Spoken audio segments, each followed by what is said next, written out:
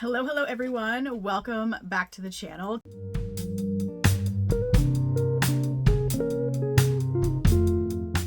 Today we're going to be doing my December wrap-up. So I read a total of 8 books in December. Not quite the milestone I hit in November, but we're still proud of that.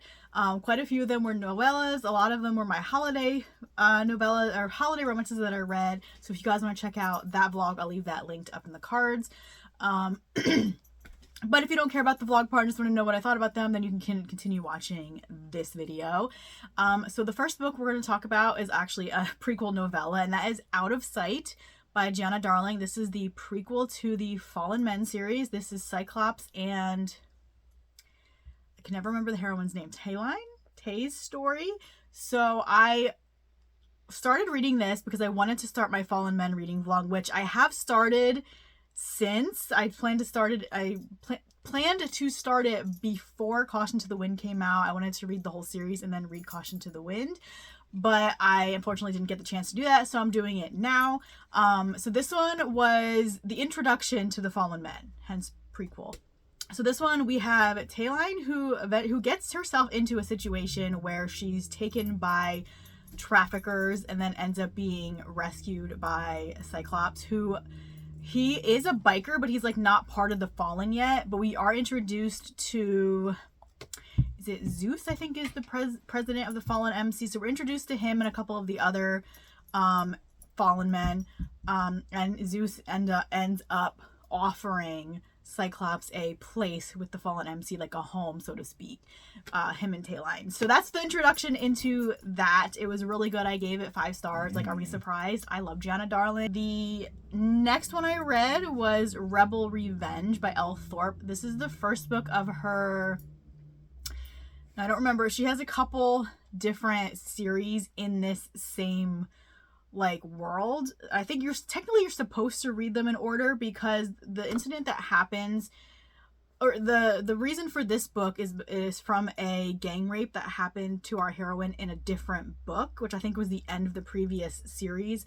I don't remember. There's like St. View Prisoner, St. View High, St. View Psychos. Like there's a bunch of, I don't remember which one this St. View Rebels, I think this is the series. But there's a bunch of them and they all interconnect. They all follow different characters.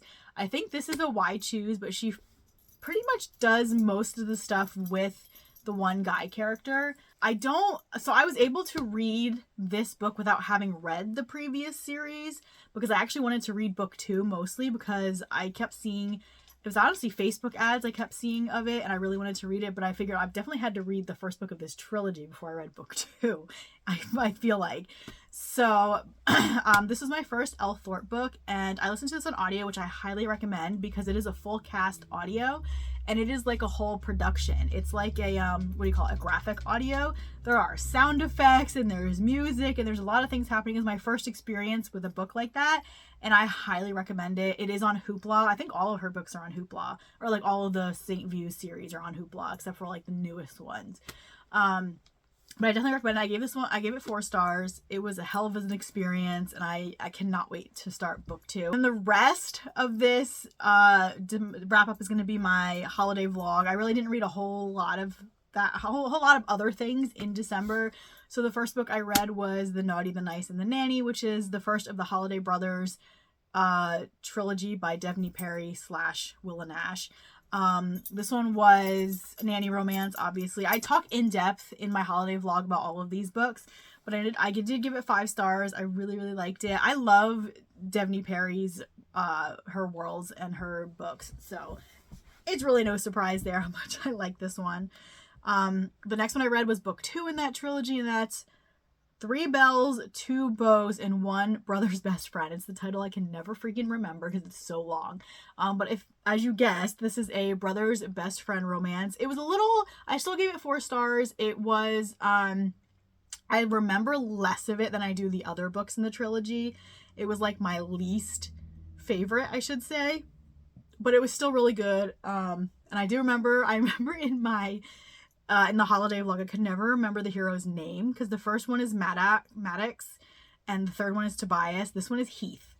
Heath is the second brother. I could not for the life of me remember his damn name. I don't know why. But yeah, so I give that one 4 stars. And then I went on to the third novella, and that is A Partridge and a Pregnancy. Again, I give it 4 stars. It was a surprise baby trope. They dated in like college, and then he asked her to marry him and she said no, and they went their separate ways, and they recently had a one night stand that resulted in a pregnancy.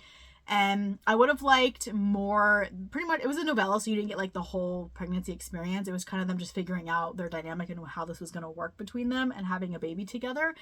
So I wanted a little bit more of that, but I still really loved it. Again, 4 stars. Then I read another holiday novella, and that was December Midnights by Victoria Wilder. This one I ended up giving like 3.5.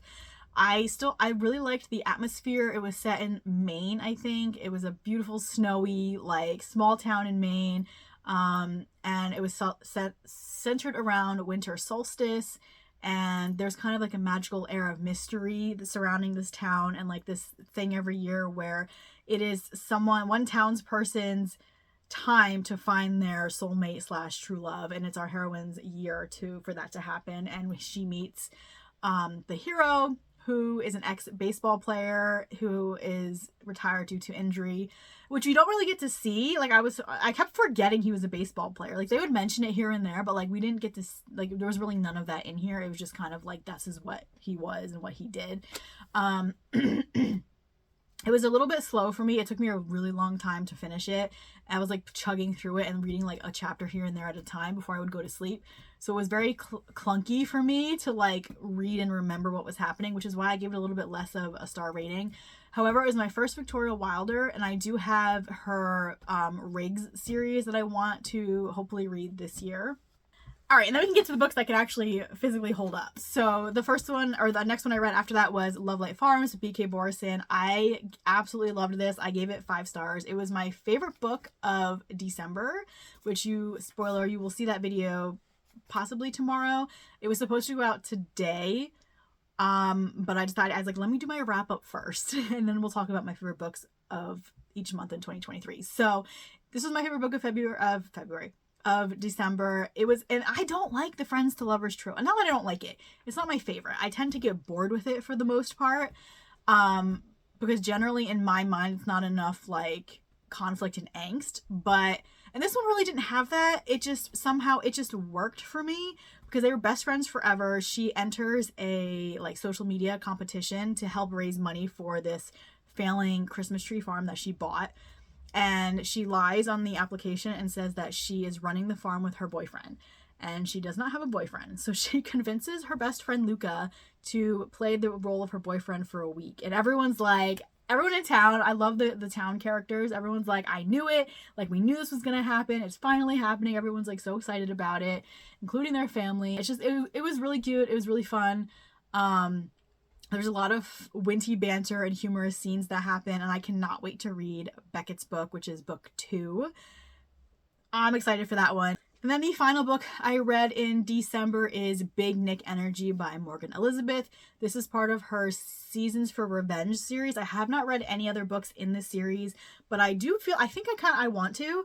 I think 'Tis the Season for Revenge is the first one, and everyone loved that one. And then there's the one that's like fall, and one that's summer, I believe. Yeah, Cruel Summer is one.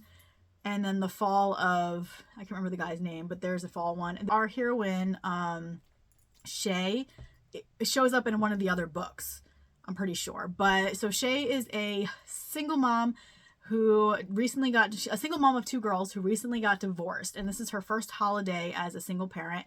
Her husband was a controlling, abusive narcissist who does become like a problem later on in the book. He is currently getting remarried, but to who is a spoiler. And yeah, so Nick ends up, his son meets Shay on a dating site and goes on a date with her, but they don't have like that relationship chemistry. They just become really good friends. And then he invites her and the girls to his father's Christmas tree farm / ranch. I wouldn't really call it a ranch. They say he's a cowboy. I don't really consider him a cowboy, to be honest. But brings it to his farm for Christmas, and he causes a little bit of trouble that he tries to fix that has to do with Elf on the Shelf, which is so funny. I highlighted so many things in the beginning of this book. I ended up giving this 4 stars. It was a 5-star read for like the first half of the book, and then I kind of got tired of the same thing because Shay is very independent. She has trouble opening up to Nick and trouble like accepting help from him, even though he says over and over again, like, you're not a burden, I don't mind doing this, I want to do this, I want to be with you, and that includes your girls. He's like, I have no problem with that, let me help you, let me take a little off your plate. And which is understandable given the relationship she came from, but it became a little bit annoying after a while because she was just constantly like this. But I still really, really loved this book, and I would probably, honestly, I'd probably read it again next Christmas. But yeah, so that was the last book I read in December, and those were the 8 books that I read at the end of the year last year. Stay tuned for my favorite books of 2023. I'm not going to do like favorite books overall. I'm going to do my favorite book from each month, and I'll see you guys then. Bye!